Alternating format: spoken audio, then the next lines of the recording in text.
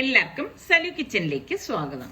ഇന്ന് ഞാൻ വെണ്ടയ്ക്ക കൊണ്ടുള്ള വെറൈറ്റി ആയിട്ടുള്ള 3 വിഭവങ്ങളാണ് തയ്യാറാക്കാൻ പോകുന്നത്. അപ്പൊ ഞാൻ പാനിലേക്ക് 1 ടേബിൾ സ്പൂൺ ഓയിൽ ഒഴിച്ച ശേഷം ഒരു 8-10 വെണ്ടയ്ക്ക ഒരു 1/2 ഇഞ്ച് കനത്തിൽ വട്ടത്തിൽ അരിഞ്ഞെടുത്തതാണ്. ഇതോടൊപ്പം തന്നെ ഒരു 2-3 പച്ചമുളകും കൂടി കീറിയിട്ട് കൊടുക്കാം. എരിവിനനുസരിച്ച് മുളകിന്റെ എണ്ണം കൂട്ടുകയും കുറയ്ക്കുകയും ചെയ്യാം കേട്ടോ.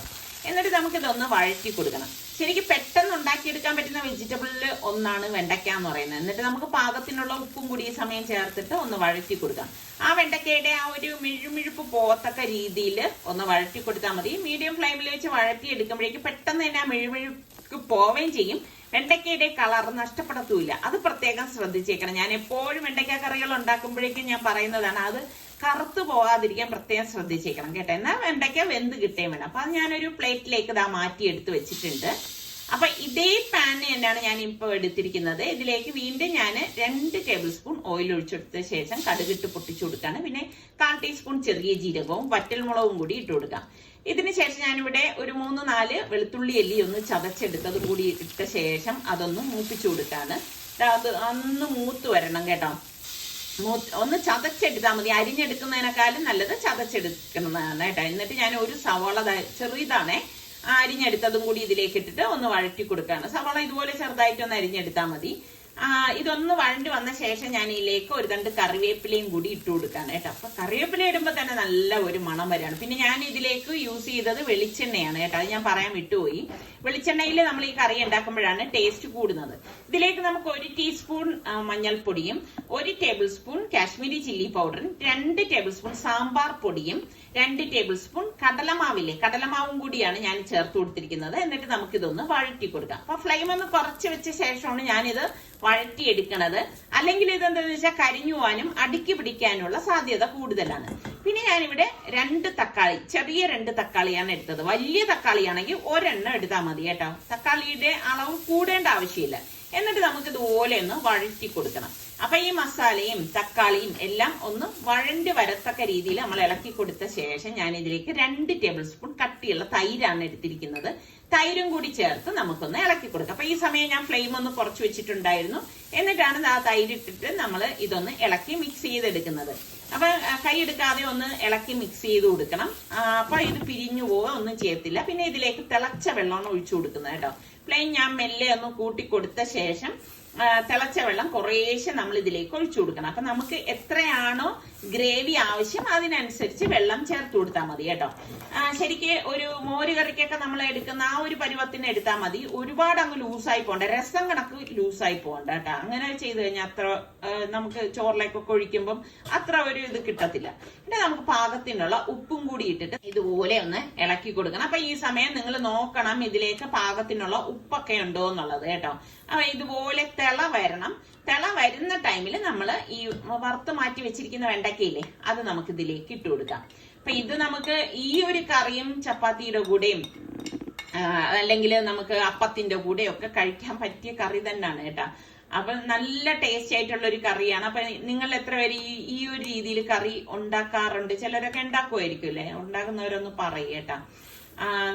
പിന്നെ നിങ്ങൾ ഈ വെണ്ടയ്ക്ക ഇഷ്ടമുള്ള എത്ര പേരുണ്ട്? എനിക്ക് ഭയങ്കര ഇഷ്ടമാണ് കേട്ടോ. അപ്പൊ നമ്മുടെ കറി ഇവിടെ റെഡി ആയിട്ടുണ്ട്. ഇത്രയേ ഉള്ളൂ അതിന്റെ കാര്യം എന്ന് പറഞ്ഞാൽ. പെട്ടെന്ന് റെഡിയാക്കി എടുക്കാൻ പറ്റുന്ന കറിയല്ലേ ഇത്. ഇനി ഞാൻ മറ്റൊരു പാൻ അടുപ്പത്തേക്ക് വെച്ച ശേഷം വീണ്ടും ഞാൻ 2 ടേബിൾ സ്പൂൺ ഓയിൽ ഒഴിച്ചു കൊടുക്കുകയാണ്. ഓയിൽ ചൂടാവുമ്പോഴേക്കും നമുക്ക് കടുകിട്ട് പൊട്ടിച്ചു കൊടുക്കാം. അതിന് ശേഷം നമുക്ക് വറ്റൽമുളകും കറിവേപ്പിലയും കൂടി ഇട്ട് കൊടുക്കണം. അതൊന്ന് മൂത്ത് വരുമ്പോഴേക്കും ഞാനിവിടെ ഒരു വലിയ പൊട്ടറ്റോയാണ് ഈ ഒരു രീതിയിൽ ചെറുതായിട്ട് അരിഞ്ഞെടുത്തതും 2 പച്ചമുളകും കൂടി ചേർത്ത് പാകത്തിനുള്ള ഉപ്പും ഇട്ട് ഞാനിതൊന്ന് വഴറ്റി കൊടുക്കണം. അപ്പൊ ഇത് ചെറുതായിട്ട് പൊട്ടറ്റോ കണ്ടില്ല ഈ ഒരു സൈസിൽ കട്ട് ചെയ്തെടുത്തത് കൊണ്ട് തന്നെ നമുക്കിത് പെട്ടെന്ന് വെന്ത് കിട്ടും. എന്നിട്ട് ഇതുപോലെ ഒന്ന് ഇളക്കി കൊടുക്കണം. അപ്പൊ പെട്ടെന്ന് റെഡിയാവാൻ ഞാനിതൊന്ന് മൂടി വെച്ചു കൊടുക്കണം. കാരണം പൊട്ടറ്റോ അല്ലേ. അപ്പൊ ആ ആവിയിലിരുന്നതൊന്ന് വെന്ത് കിട്ടും. ഒരു 3-4 മിനിറ്റ് കഴിഞ്ഞപ്പോഴേക്കും ഞാൻ അടപ്പൊന്ന് മാറ്റിയിട്ട് നമ്മൾ വീണ്ടും ഞാനിവിടെ ഒരു 10-12 വെണ്ടയ്ക്ക കട്ട് ചെയ്തെടുത്തിട്ടുണ്ട്. വട്ടത്തിൽ 1/2 ഇഞ്ച് കനത്തിലാണ് കട്ട് ചെയ്തെടുത്തത്. അതും കൂടി ഇതിലേക്ക് ഇട്ടിട്ട് നമുക്ക് ഇളക്കി കൊടുക്കാം. അപ്പം പൊട്ടറ്റോ ചേർത്ത് നിങ്ങൾ ഉണ്ടാക്കി നോക്കണം കേട്ടോ. നല്ല ടേസ്റ്റ് ആണ് ഇത്. അപ്പൊ ഇതുപോലെ ഒന്ന് വഴറ്റി കൊടുക്കണം. വഴറ്റി കൊടുത്ത ശേഷം വീണ്ടും നമുക്ക് ഇതൊന്ന് മൂടി വെച്ചു കൊടുക്കാം. മൂടി വെച്ചു കൊടുക്കുമ്പോൾ പെട്ടെന്ന് വെന്ത് കിട്ടും കേട്ടോ. ഒരു 2 മിനിറ്റ് ശേഷം നമുക്ക് അടപ്പൊന്ന് മാറ്റിയിട്ട് വീണ്ടും ഒന്ന് ഇളക്കി കൊടുക്കണം. അപ്പൊ ഇതിനിടയിൽ നിങ്ങളൊന്ന് ഇളക്കി കൊടുത്തേക്കണം, അല്ലെങ്കിൽ എന്ന് വെച്ചാൽ അടുക്കി പിടിക്കാനുള്ള സാധ്യതയൊക്കെ കൂടുതലാണ്. അടുക്കി പിടിക്കാതിരിക്കാൻ പ്രത്യേകം നോക്കണേ. ഏത് കറിയാണെങ്കിലും അടുക്കി പിടിച്ച അത്ര ടേസ്റ്റ് ഉണ്ടാവില്ല. ഞാൻ വീണ്ടും ഒന്ന് മൂടി വെച്ചു കൊടുക്കാണ്. പൊട്ടറ്റോട് ചേർത്തത് കൊണ്ടാണ് ഇത്ര ടൈം എടുത്തിരിക്കുന്നത്. എന്നാൽ ഞാൻ എപ്പോഴും പറയുന്നത് പോലെ വീണ്ടും വീണ്ടും പറയുകയാണ്, വെണ്ടയ്ക്കയുടെ കളർ നഷ്ടപ്പെടരുത്. കളർ നഷ്ടപ്പെടാതെ തന്നെ നമ്മളിത് തയ്യാറാക്കി എടുക്കണം കേട്ടോ. അതിനുശേഷം ഞാനിവിടെ ഒരു സവാള ഇതുപോലെ കട്ട് ചെയ്തെടുത്തതാണ്. അത്യാവശ്യം കുറച്ച് വലിപ്പത്തിലാണ് കട്ട് ചെയ്തെടുത്തിരിക്കുന്നത്. അതും കൂടി ഇതിലേക്ക് ഇട്ട് കൊടുക്കാം. ഈ ഒരു ടൈമിലാണ് നമ്മൾ ഇതിലേക്ക് സവാള ചേർത്ത് കൊടുക്കുന്നത് കേട്ടോ. എന്നിട്ട് നമുക്ക് എല്ലാം ചേർത്തിട്ടൊന്ന് മിക്സ് ചെയ്ത് കൊടുത്ത ശേഷം ഞാൻ നോക്കിയപ്പോഴേക്കും ഉപ്പിന്റെ കുറവുള്ളത് കൊണ്ട് ഞാൻ കുറച്ച് ഉപ്പും കൂടി ഇതിലേക്ക് ചേർത്ത് കൊടുക്കാം. എന്നിട്ട് നമുക്ക് ഇതുപോലെ ഒന്ന് ഇളക്കി കൊടുക്കാം. നല്ല ഒരു മെഴുക്കുവരട്ടിയാണ്. കുട്ടികൾക്കൊക്കെ എന്തായാലും ഇഷ്ടപ്പെടുന്ന ഒരു ഐറ്റം തന്നെ ആയിരിക്കും കേട്ടോ. പെട്ടെന്ന് നമ്മുടെ വീട്ടിൽ വെണ്ടയ്ക്ക ഇരിപ്പുണ്ട്, ഒരു ഗസ്റ്റ് ഒക്കെ വന്നു കഴിഞ്ഞാൽ എളുപ്പം ഉണ്ടാക്കിയെടുക്കാൻ പറ്റുന്ന 2 കറികളല്ലേ ഇത്. അപ്പൊ നിങ്ങൾക്ക് ഈ 2 കറികളും ഇഷ്ടപ്പെട്ടെങ്കിൽ തീർച്ചയായിട്ടും ലൈക്ക് ചെയ്യുകയും വേണം. അതുപോലെ തന്നെ എനിക്ക് ഇതിന്റെ ഫീഡ്ബാക്ക് കൂടി തരണം കേട്ടോ, എങ്ങനെ ഉണ്ടായിരുന്നു എന്നൊക്കെ ഉള്ളത്. അങ്ങനെ നമ്മളുടെ വെണ്ടയ്ക്ക കൊണ്ടുള്ള 3ാമത്തെ കറിക്ക് വേണ്ടിയിട്ട് വെണ്ടയ്ക്ക ഞാനിവിടെ 1/4 ഇഞ്ച് കനത്തിൽ കട്ട് ചെയ്തെടുക്കുകയാണ്. കൂട്ടത്തിൽ പച്ചമുളകും കൂടി നമുക്കൊന്ന് അരിഞ്ഞെടുക്കാം. എരിവിന്റെ പാകത്തിന് എടുത്താൽ മതി കേട്ടോ. പിന്നെ നമുക്ക് ഇഞ്ചി വേണം. ചെറിയൊരു പീസ് ഇഞ്ചി ഇതുപോലെ ചെറുതായിട്ടൊന്ന് അരിഞ്ഞെടുക്കണം. ഒരു 3-4 ചുവന്നുള്ളിയും കൂടി അരിഞ്ഞെടുക്കാം. അതുപോലെ തന്നെ ഒരു തക്കാളി ഞാൻ ഇതുപോലെ കട്ട് ചെയ്തെടുക്കുകയാണ്. മൺചട്ടി അടുപ്പത്തേക്ക് വെച്ച് 1 ടേബിൾ സ്പൂൺ ഓയിൽ ഒഴിച്ച ശേഷം കടുക്, ചെറിയ ജീരകം, ഉലുവ ഇത്രയും കൂടി ഇട്ട് ഒന്ന് പൊട്ടിച്ചു കൊടുക്കാം. ഇതോടൊപ്പം തന്നെ വറ്റൽമുളകും കൂടി നമുക്ക് ചേർത്ത് കുറച്ച് കറിവേപ്പിലയും കൂടി ഇട്ട് കൊടുക്കണം. ഇത്രയും നല്ലതുപോലെ ഒന്ന് ഇളക്കി കൊടുക്കണം. ഇളക്കി കൊടുത്ത ശേഷം നമുക്കിതിലേക്ക് നമ്മൾ ഇനിയിപ്പം അരിഞ്ഞു വെച്ചിരിക്കുന്ന വെണ്ടയ്ക്ക ഉണ്ടല്ലോ, ആ വെണ്ടയ്ക്കയും കൊച്ചുള്ളിയും ഇഞ്ചിയും പച്ചമുളകും കൂടി ഇതിലേക്ക് ചേർത്ത് കൊടുക്കാം. തക്കാളി ഇപ്പം ചേർക്കത്തില്ല കേട്ടോ. എന്നിട്ട് നമുക്ക് ഇതുപോലെ ഒന്ന് വഴറ്റി കൊടുക്കണം. ആ വെണ്ടയ്ക്കയുടെ മുഴുമുഴുപ്പൊന്ന് മാറിക്കിട്ടണം കേട്ടോ. അതുപോലെ വേണം നമ്മളൊന്ന് ഇളക്കിയെടുക്കാൻ. അപ്പം മീഡിയം ഫ്ലെയിമിൽ വെച്ചിട്ടാണ് നമ്മളിത് ഇളക്കിയെടുക്കുന്നത്. വെണ്ടയ്ക്കയുടെ കളർ നഷ്ടപ്പെടാനും പാടില്ല. എന്നിട്ട് പാകത്തിനുള്ള ഉപ്പും കൂടി ഈ സമയം നമുക്ക് ചേർത്തിട്ട് ഒന്ന് ഇതുപോലെ ഒന്ന് ഇളക്കി കൊടുക്കണം. അപ്പോൾ വെണ്ടയ്ക്കയുടെ ആ ഒരു ഫ്രഷ് കളറിൽ തന്നെ നമ്മൾ ഇത് റെഡിയാക്കി എടുക്കണം. എങ്കിലേ കഴിക്കുമ്പോൾ നല്ല സ്വാദുണ്ടാവും. കൂട്ടത്തിൽ നമ്മൾ ഇതിലേക്ക് പുളിഞ്ചിക്ക ചേർത്ത് കൊടുക്കും. ഞാനിവിടെ ഒരു 4 പുളിഞ്ചിക്ക അരിഞ്ഞെടുത്തിട്ടുണ്ട്. അപ്പോൾ പുളിഞ്ചിക്കയ്ക്ക് നിങ്ങളുടെ നാട്ടിലൊക്കെ എന്ത് പേരാണ് പറയണമെന്നുകൂടി ഒന്ന് പറയേട്ടാ. പിന്നെ ഞാൻ തക്കാളി ഇതിലേക്ക് ഇട്ട് കൊടുക്കുകയാണ് കേട്ടോ. ഈ സമയത്താണ് നമ്മൾ തക്കാളി ഇതിലേക്ക് ചേർത്ത് കൊടുക്കുന്നത്. ശരിക്കും വെറൈറ്റി ആയിട്ടുള്ള ഒരു കറി തന്നെയാണിത്.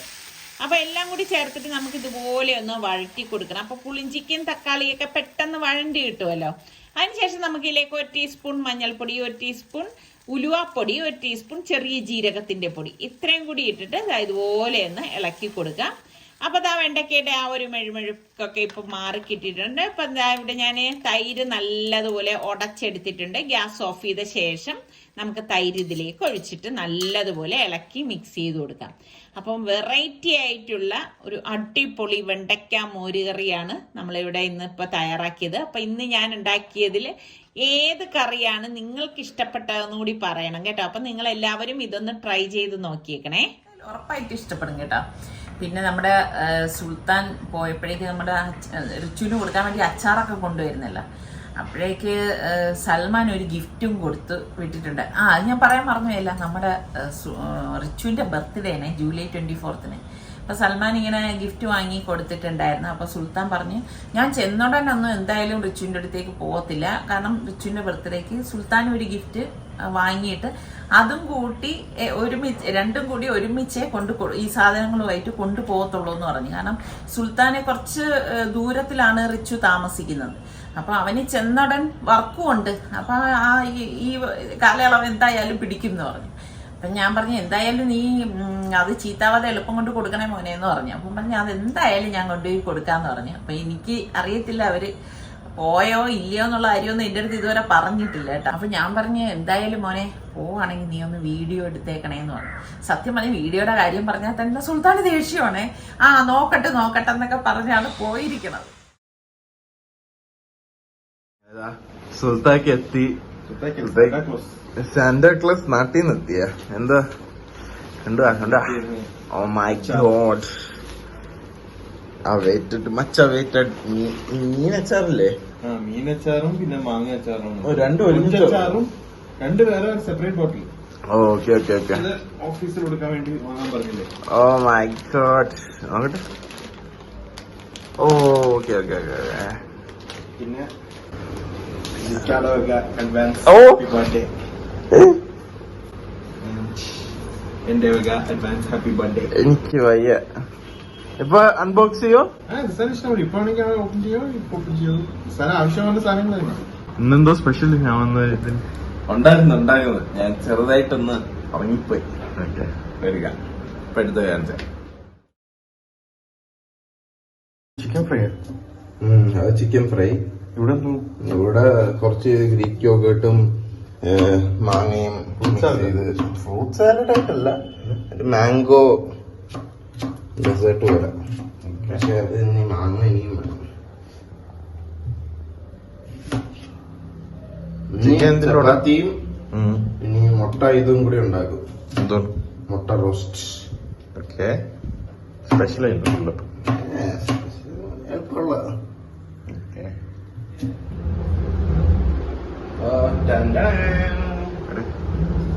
ചിക്കൻ എഗ് റോസ്റ്റ്, ചപ്പാത്തി, ഇത് റാസ്ബെറി ടീ. ഇനി ഒരു ഐറ്റം കൂടി ഉണ്ട്. ഡെസേർട്ട് എന്ന് വെച്ചാൽ ഗ്രീക്ക് യോഗട്ടും മാങ്ങയും. ഇങ്ങനെ കാണാൻ നല്ല സൗന്ദര്യം ഇല്ലെങ്കിലും കഴിക്കാൻ നല്ല ടേസ്റ്റാണ്. നല്ല ഇഷ്ടപ്പെട്ട അസുൽ? Wait, open Nikas first. Oh, What? headset. കഴിഞ്ഞ ദിവസം വീട്ടിൽ വന്നപ്പോ ഹെഡ്സെറ്റ് വെച്ചില്ലേ? ഞാൻ പറഞ്ഞ്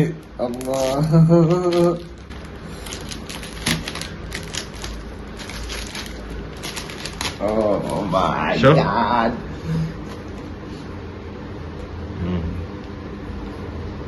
ഇനി അടുത്ത ഓപ്പൺ ചെയ്യും.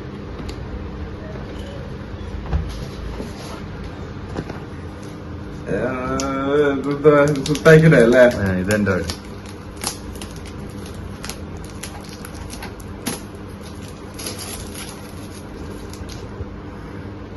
എന്തോ എനിക്ക് വയ്യ. ലെഗോ സെറ്റ്.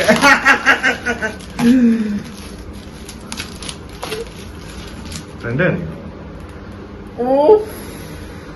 ഇനി ഇവിടെ നിന്ന് ഗെയിം കളിക്കണ പകരം ഇതുണ്ടാക്കിക്കൊണ്ടിരുന്നാൽ അടിപൊളി. ഇക്കാര്യത്ത് എന്താ പറയാനുള്ള? താങ്ക് യു ക്യാ, മച്ച് ലവ്. ഇതല്ലെങ്കിലും ഞാൻ നോക്കിയിരിക്കുകയായിരുന്നു. Thank you. ഞാൻ വിചാരിച്ച പോലും ഇല്ല ഇത് കിട്ടുമെന്ന്. അപ്പൊ അൽഹംദുലില്ലാ. Don't cover your face.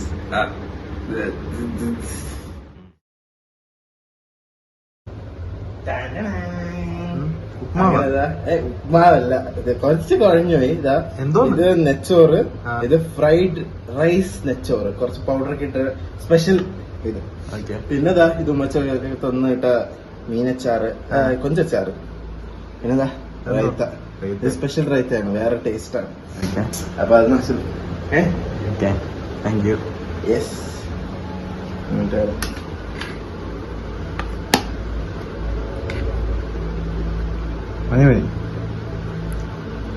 Right എങ്ങനെയുണ്ടെന്ന് പറയാം. ഇതാണ് നമ്മുടെ ലഞ്ച്. എങ്ങനെയുണ്ട് സർ? ടേസ്റ്റ് ഉണ്ടാ? ഒരു മുളകി കളിച്ചു. ഓ, അത് ഞാൻ ഒരു ഇത് ഇട്ടിരുന്നു, മറ്റേ ഇതുകൊണ്ടാ. ഇതെന്ന് പറഞ്ഞാ ഏത് ഫ്രൈഡ് റൈസാ നെച്ചോറാ? ഇത് നെച്ചോറിന്റെ പ്രോപ്പർ ടേസ്റ്റും ഇത് ഫ്രൈഡ് റൈസിന്റെ പോലത്തെ ടേസ്റ്റും ഉണ്ട്. എങ്ങനെ അപ്ഗ്രേഡ് ആയ? പണ്ട് കുക്ക് ചെയ്യുന്ന ഏറ്റവും ഇപ്പൊ കമ്പയർ ചെയ്ത് മസാല ഇട്ടാ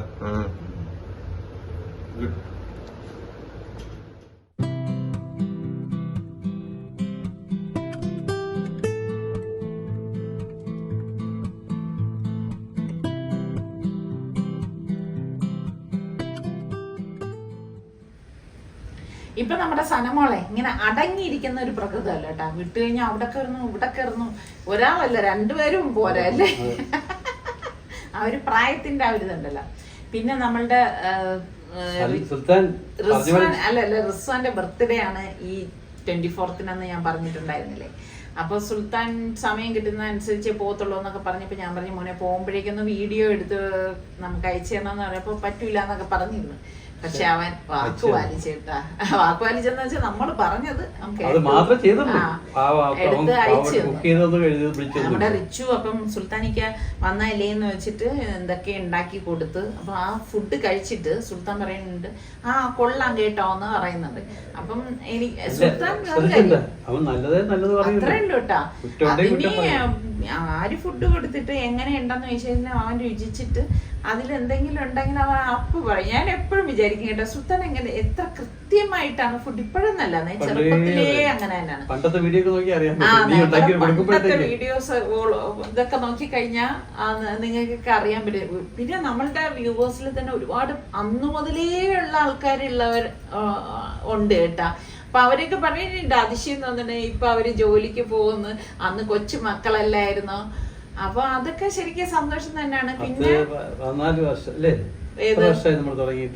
10 കഴിഞ്ഞ് 14 വർഷമാണ്. അപ്പൊ ആ 10 വയസ്സ് കൂടി അവരുടെ അപ്പൊ ആ ബാക്കിലേക്ക് എടുത്തു നോക്കി എങ്ങനെ ഇരിക്കുന്നു. അപ്പൊ ഈ ബർത്ത്ഡേ എന്നൊക്കെ പറയുമ്പം ഇനിയിപ്പം സത്യം ആഘോഷങ്ങളിലേക്കാളും ഏറ്റവും നല്ലതെന്ന് പറയുന്ന സമയം നമുക്ക് എന്തെങ്കിലുമൊക്കെ ഒരു ഗിഫ്റ്റ് ഒക്കെ കൊടുത്ത് മനസ്സിന് സന്തോഷം ഉണ്ടാവും, വല്ല ആഹാരം വാങ്ങിച്ചു കൊടുത്ത് അത്രേ ഉള്ളൂ. അല്ലാതെ ഈ എല്ലാവരും അതേ ചെയ്യുന്നുള്ളൂ. പിന്നെ ആൾക്കാർ കുറച്ച് കേക്ക് വാങ്ങിക്കുന്നു, മുറിക്കുന്നു, അത് അവർ അതിന്റെ സന്തോഷം കണ്ടെത്തുന്നു. എന്തായാലും ബർത്ത്ഡേ എന്ന് പറയുമ്പോൾ നമ്മളെന്ത് ചെയ്യുന്നത്, പിള്ളേരെ പഴയ കാര്യങ്ങളൊക്കെ ഓർക്കും. സമയത്ത് നമ്മളൊക്കെ ടെൻഷനും കാര്യങ്ങളും നമ്മളിങ്ങനെ ഓർക്കും. അല്ലെങ്കിൽ അവർക്ക് പറയട്ടെ അല്ലേ, ആ സമയത്ത് എന്തായാലും ബർത്ത്ഡേ ദിവസം തീർച്ചയായിട്ടും ഓർക്കുന്നത് അന്ന് ആശുപത്രി പോയതും നമ്മൾ കാത്തു നിന്നതും നമ്മൾ ഓടിയതും നമ്മൾ ഇറക്കിയതും അത് കഴിഞ്ഞ് നമ്മളെ സന്തോഷം അതൊക്കെ തന്നെ എല്ലാവരും മനസ്സിൽ ഓടിയെത്തും. അത് ഭയങ്കര ഒരു ഇതാണ്. ഇവിടെ ഒരാൾ എന്താണ് പരിപാടി, കോഴി മുട്ടയിട്ടിട്ട് ഗൗരവം. ഇവർ രണ്ടുപേരുമായിട്ട് പോട്ടിയായിട്ട് നിൽക്കുകയാണ്, വാപ്പായും മോളും കൂടെ. സനമോളും വാപ്പായും പോട്ടിയായിട്ട് നിൽക്കുകയാണ്. ഇടക്കിടക്ക് ഇവര് പിണങ്ങും കേട്ടാ രണ്ടുപേരും കൂടി. കണ്ടാ അങ്ങനെ എന്തായാലും ബർത്ത്ഡേ കുട്ടിക്ക് നമുക്ക് എല്ലാവർക്കും ആശംസയല്ല, പ്രാർത്ഥിക്കുക എല്ലാവരും നമ്മുടെ റിച്ചു മോന് വേണ്ടിയിട്ട്. ശരിക്കും അതൊക്കെ ഒരു സന്തോഷമാണ്. പിന്നെ ഈ പറഞ്ഞ മാതിരി എല്ലാവരും നമ്മുടെ ആയുസ്സിനും ആരോഗ്യത്തിനും എല്ലാം വേണ്ടിയിട്ട് പ്രാർത്ഥിക്കുക. അപ്പൊ ജൂലൈ 24 ബർത്ത്ഡേ ആഘോഷിക്കുന്ന ഒരുപാട് പേരുണ്ടാവും. അതെ, ആരൊക്കെ ഉണ്ടെന്ന് കമന്റ് ചെയ്യേ. എന്തായാലും ജൂലൈ 24 ബർത്ത്ഡേ ആഘോഷിക്കുന്ന എല്ലാവർക്കും ഞാൻ വേണോ ഞങ്ങൾ വേണോ ആശംസിക്കുന്നു. Happy birthday. അവന്റെ 24-ാം തീയതി എനിക്ക് കുറച്ച് പായസം ഉണ്ടായിട്ടാണ്. എനിക്കല്ല, ഞാനേ എപ്പോഴും നമ്മള് മുൻപൊക്കെ ആണെങ്കിൽ എപ്പോഴും അല്ലേ എന്തെങ്കിലും നല്ലൊരു സന്തോഷ കാര്യം വരുമ്പോഴേക്കും ഞാൻ തന്നെ ഫുഡ് ഉണ്ടാക്കും കേട്ടോ. അല്ലാതെ പുറത്തുനിന്ന് അങ്ങനെ ഓർഡർ കൊടുക്കലില്ല. അത് നിങ്ങള് പഴയ ആൾക്കാർക്ക് അറിയാൻ പറ്റും. പക്ഷെ പിന്നെ ആയപ്പോഴേക്കും എനിക്ക് ഭയങ്കര കൈവേദനയൊക്കെ വന്നില്ലേ, ആ സമയത്താണ് പിന്നെ അതൊന്ന് കുറഞ്ഞെന്നാൽ ഫുഡൊക്കെ കൊടുക്കും. പക്ഷെ അത് അത്ര ഒരു ക്വാണ്ടിറ്റിയിൽ അപ്പം ഇത്രയൊക്കെ തന്നെയാണ് ഇതുവരെയുള്ള വിശേഷങ്ങൾ. നിങ്ങൾ എന്തായാലും നമ്മുടെ മക്കൾക്ക് എല്ലാവർക്കും വേണ്ടിയിട്ട്, റിച്ചുവിന് മാത്രമല്ല നമ്മൾക്ക് എല്ലാവർക്കും വേണ്ടിയിട്ട് ദുആ ചെയ്യണം എന്ന് പറഞ്ഞപ്പോഴേക്ക് ഇപ്പോഴാണ് ഓർത്തത് കേട്ടോ. കുറെ പേരെന്റെ അടുത്ത് ചോദിച്ചു ദുആ എന്ന് പറഞ്ഞാൽ എന്താണെന്ന്. സത്യം പറഞ്ഞാൽ അവർക്ക് അറിയാത്തത് കൊണ്ടാണ് അത് ചോദിക്കുന്നത്. ദുആ എന്ന് പറഞ്ഞു കഴിഞ്ഞാൽ പ്രാർത്ഥിക്കുക, അത്രേ ഉള്ളൂ കേട്ടോ അർത്ഥം. ഞാൻ എപ്പോഴും ഇങ്ങനെ പറയുമ്പോഴേക്കും അവർ ചോദിക്കുന്നത്. അപ്പൊ അതിലാരണ്ടൊക്കെ കമന്റ് കൊടുത്തിരിക്കുന്നത് കേട്ടാ. അപ്പൊ ഞാനും അങ്ങനെ തന്നെ കമന്റ് കൊടുത്തു. അപ്പൊ ദുആ ചെയ്യാന്ന് പറഞ്ഞാൽ നമ്മൾ പറയും പ്രാർത്ഥിക്കുക. നമ്മൾക്ക് എല്ലാവർക്കും വേണ്ടി പ്രാർത്ഥിക്കണം. വേണ്ട പിണങ്ങി എന്റെ മോളിങ് വാ, ഉമ്മച്ചിന്റെ പൊന്നു മോളിങ് വാ. വരില്ല നോക്കട്ടെ.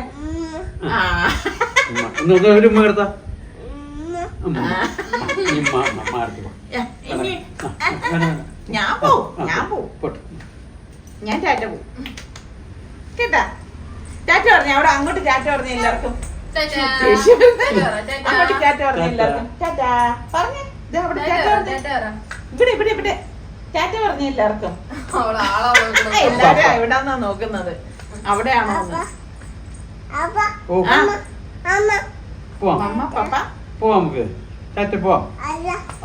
അല്ലാന്ന് പറയുന്നത് എഴുന്നേക്കാൻ. കണ്ട അല്ലാ. ആ ആ, പോ.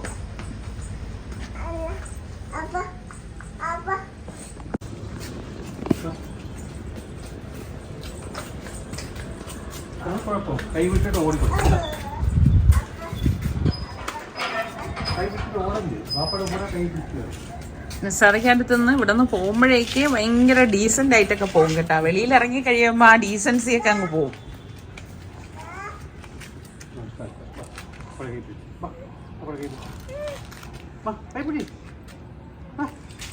കണ്ട, ഇതാണ് സ്വഭാവം.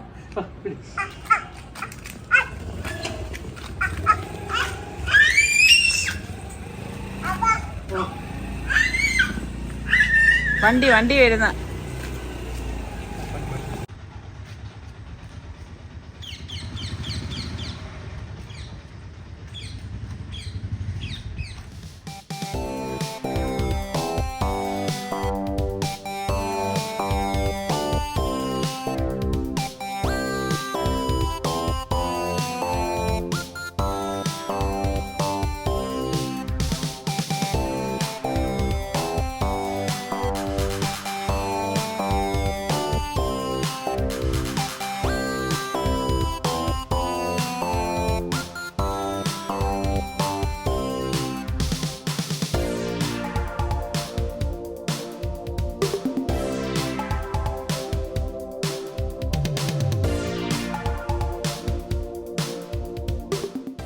മന്തി എങ്ങനെയുണ്ട് റിസ്വാൻ?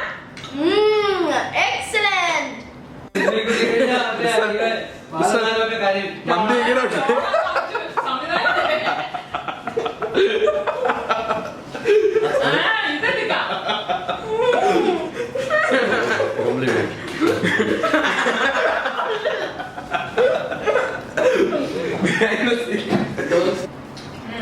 മന്തി എങ്ങനെയുണ്ട് റിസ്വാൻ? ആരടിക്കാണ്ടിരിക്കുന്നു?